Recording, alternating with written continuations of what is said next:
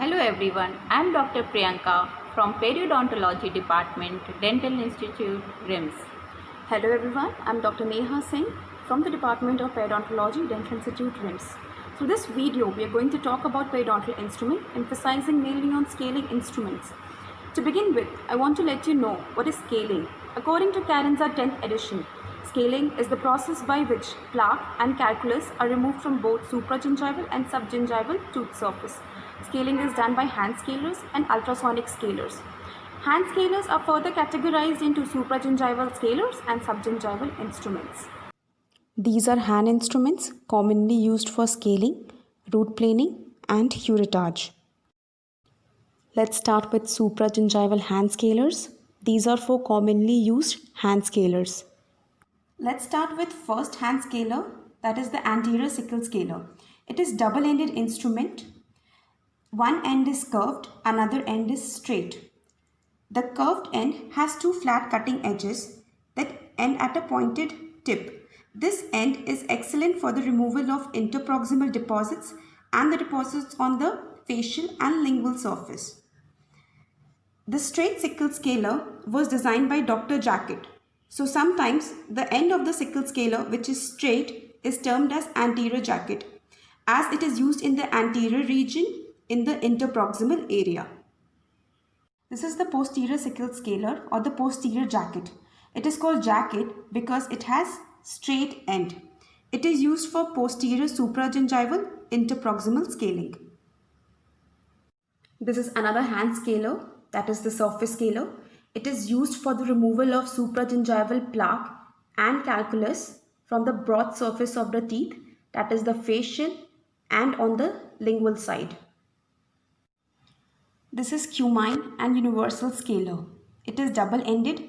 One end is spoon-shaped. Another end is like a beak. It is excellent for the removal of stain. It is called universal because it can be used on all the tooth surface supragingivally. Moving it further, the subgingival scalers are hoe, chisel, file and curettes, in which curettes are very important instruments for the subgingival scaling, removal of the calculus and root planing. Let's start with first subgingival scaler, that is hoe. The blade is bent at 99-degree angle. It is the only scaler that maintains two-point contact. Chisel is used subgingivally. It uses push motion for activation. It is designed for proximal surfaces of the teeth too closely spaced to permit the use of other scalers. This is file, which is used subgingivally.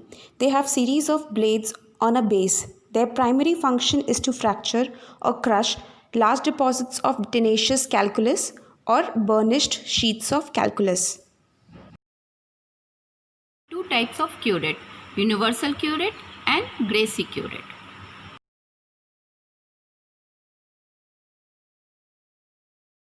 This is Gracie curette or area specific curettes.